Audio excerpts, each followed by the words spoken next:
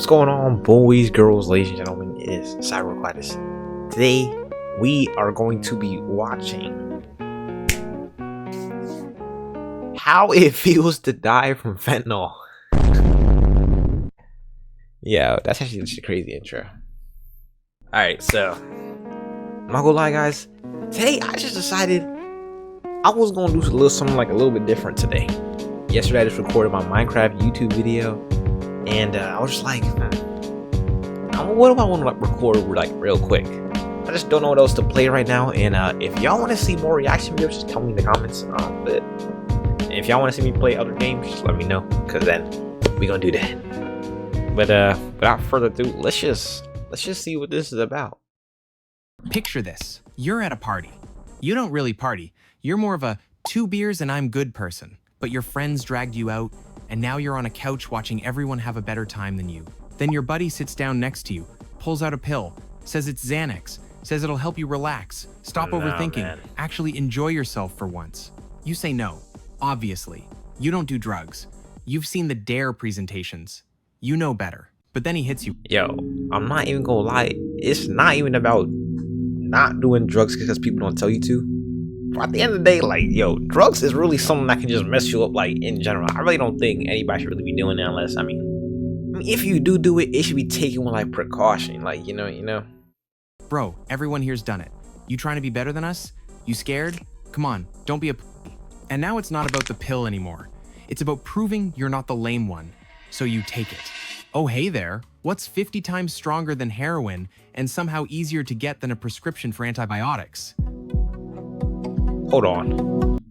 I don't even know why that's an option. I don't even know what A and C is, but maybe it's. I'm gonna assume it's B, of course, because that's what the video is about. If you guessed B, fentanyl, you're correct. If you guessed D, also correct, but we're focusing on fentanyl today. Here's the fun part. That pill you just took wasn't Xanax. It was pressed fentanyl. Or it was Xanax laced with fentanyl. And the lethal dose is about 2 milligrams. That's the weight of a few grains of salt. You literally cannot see it. Your friend didn't know it was laced. Wow. Not because he's secretly Zach Galifianakis trying to roofie the group for a wild weekend in Vegas, just because the guy who pressed these pills in his basement doesn't have FDA quality control. And now you've got about 15 to 30... See, now I just gotta say, like, honestly, look, if you're doing, like, I don't know, doing this, that, and the third, which, you know, drugs and stuff like that, hopefully not nothing, like, you know, extreme. If you are, yo, don't press your friends to do it. I don't know, it's just crazy to just insult your friends when they don't want to, like, you know, just do drugs, because, you know, there's obviously side effects, like, just like what we're talking about. Stuff can be laced and all that. I mean, minutes before your body completely shuts down. Let's find out what it feels like when peer pressure kills you. So what exactly is fentanyl? And why is something this deadly being pressed into fake Xanax bars by guys named Kyle? Fentanyl's a synthetic opioid, created in 1960 by a Belgian chemist who was probably trying to cure cancer or something noble. Instead, he invented the most efficient way to accidentally kill recreational drug users. Hospitals use it because it's incredibly good at blocking pain. It binds to opioid receptors in your brain and nervous system and basically tells your body, hey, stop feeling things.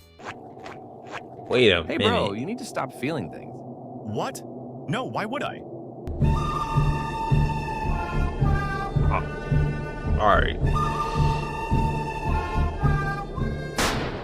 Hold on, wait, yo, am I just not knowing? I did not know fentanyl was used in, like, in hospitals. Wait. Yes, fentanyl is widely used in hospitals and it is a staple medication in emergency departments. Yo, I did not know that. I thought it was just like a street drug, like. It's about 50 times stronger than heroin, 100 times stronger than morphine. The medical dose for pain management is 25 to 100 micrograms. That's 0.025 to 0.1 milligrams. The dose that kills you? 2 milligrams, which means there's basically no margin for error. It's like if Tylenol's safe dose was 1 pill and 2 pills made your liver explode. And here's why street fentanyl is Russian roulette. When someone's pressing thousands of pills in bulk, the fentanyl doesn't distribute evenly. One pill might have 0.5 milligrams. The next one might have 5 milligrams. Your friend took one Wow. last week and was fine? Cool. Congrats to him. You just got the Mega Millions jackpot of bad luck. Oh, man, now I'm all emotional. So what does fentanyl do to you? Simple. It floods your opioid receptors, the parts of your brain responsible for pain, pleasure, and breathing, and overwhelms them completely. In a hospital, they give you just enough to block pain while keeping you alive. At this party, you just took enough to block consciousness and respiration, and eventually, your pulse. Buckle up. This gets weird fast. This next part gets weird. All right, here's the timeline. Fentanyl moves fast. From the moment that pill hits your stomach to complete system shutdown, about 10 to 30 minutes, depending on dose and body weight. Let's go minute by minute. First 5 minutes. You feel amazing. Yeah, I can take it. No, I can take it. You are amazing. Better than you Yo, felt in Spider-Man years. No Way Home. Honestly, might be top 3 Spider-Man movies of all time. Maybe ever. Fentanyl slams into your mu opioid receptors like a freight train made of serotonin and bad decisions. These receptors control pain, but they also control reward and euphoria. Every problem you've been carrying, work, stress, relationship, anxiety, existential dread, it all just evaporates. You feel warm, safe, like you're wrapped in the universe's softest blanket. Your friends are talking to you. You're nodding and smiling. Everything they say is the funniest thing you've ever heard.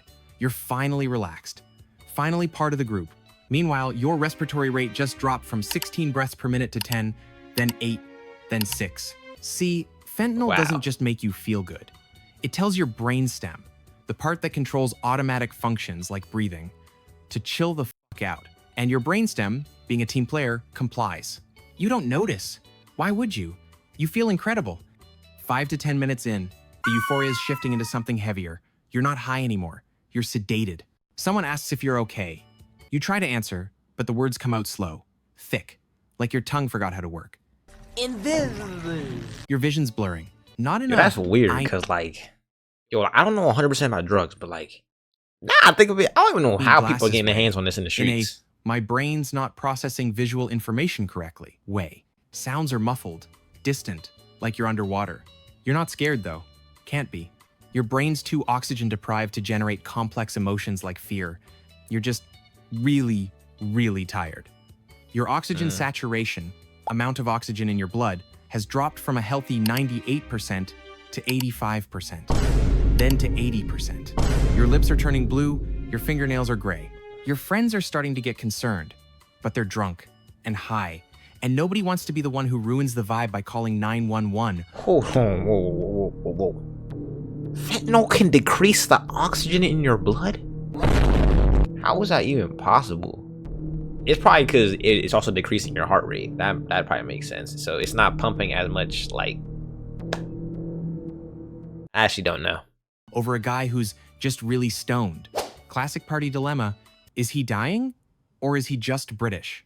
Fun fact. This is the window What where does that Narcan mean? could 100% save you.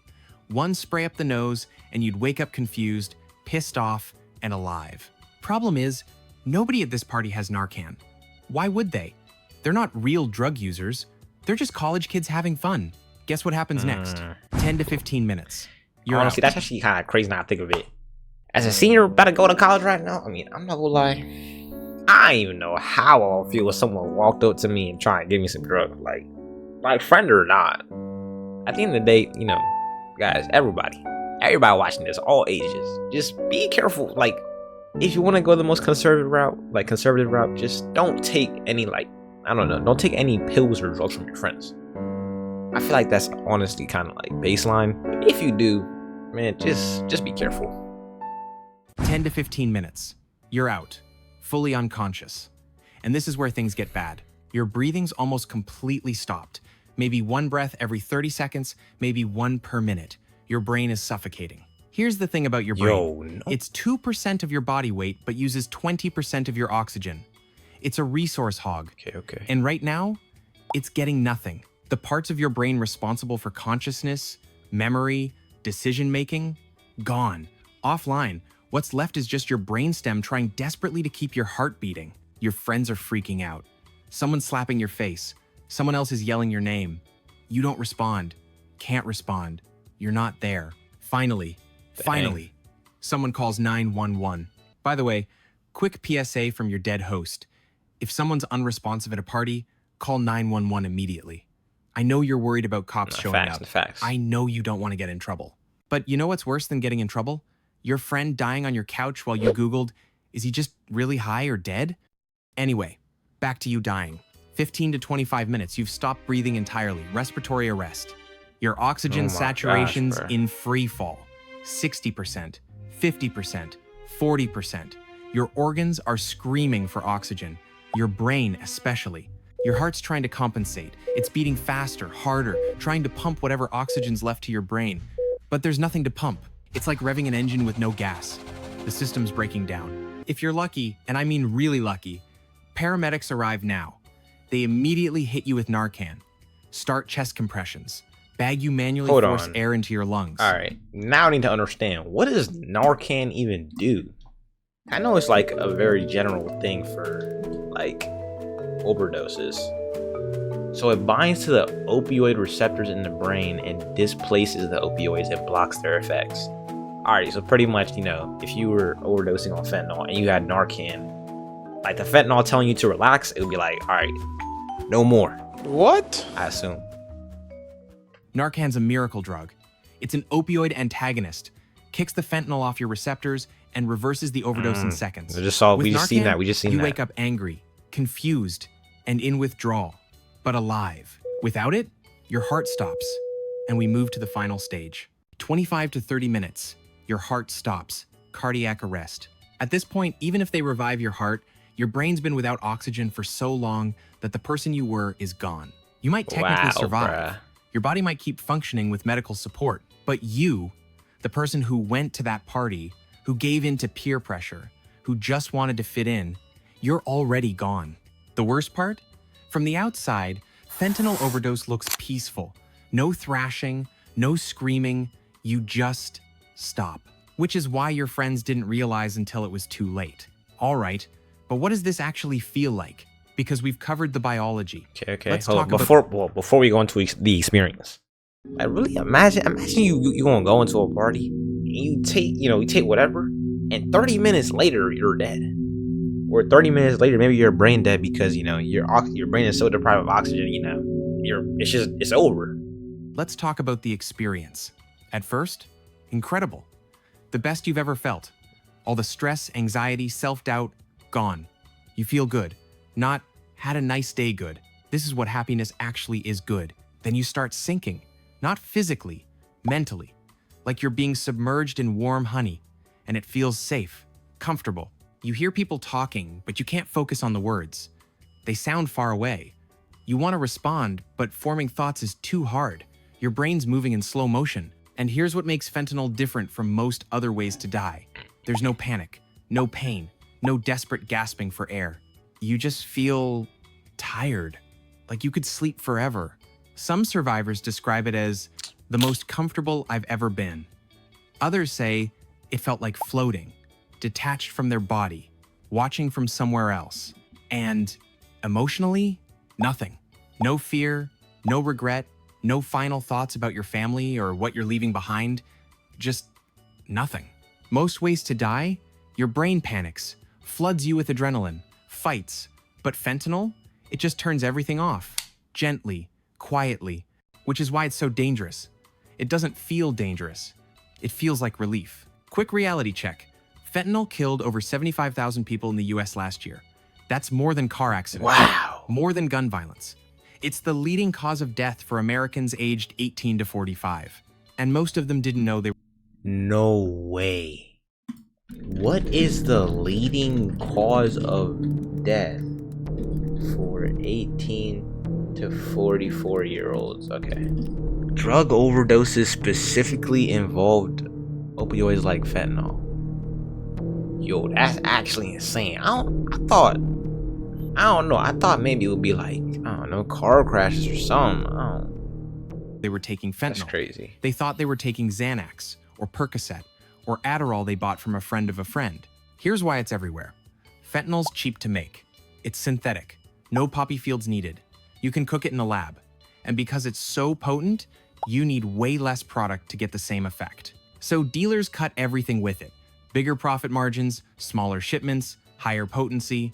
If some customers die, there's always more customers. It's capitalism, baby. Now that's capitalism. The free market decided your life is worth less than a higher profit margin. Illuminati. So, there you have it. Fentanyl overdose. Fast, painless, and disturbingly easy to stumble into by accident. The peer pressure thing? That's real. I know it sounds like an after-school special, but people actually give into that stuff. Especially when you're young and insecure and just want to be liked. So here's my advice.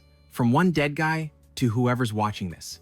If someone's pressuring you to take something and your gut says no, just don't. Yeah, That's true. They'll call you lame. Yeah, you might feel left out. But you know what's lamer than being the sober guy at a party? Being dead at 23 because you wanted to seem cool. Hit subscribe if you like these type of videos. Oh, and to whoever keeps commenting that my voice sound like AI. Buddy, I'm a ghost.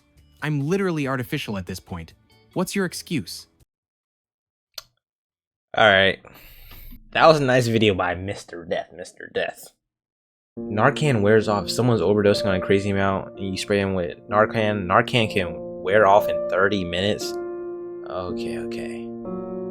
What's scary is by the time this video ends, it's already too late for some people. That's honestly true. Like, well guys, that was just like a little short reaction video. But just let me know if I should keep on doing this stuff. I mean, I feel like the more I do it, maybe I'm gonna get better like input and all that. But, you know, we'll see where this goes. I might start doing like one gaming video, then a reaction video, then gaming, then reaction. I might start doing that just to like, you know, increase my output, because let's just say my output hasn't been the best. But you already know, guys, stay close with God, guys, and stay blessed.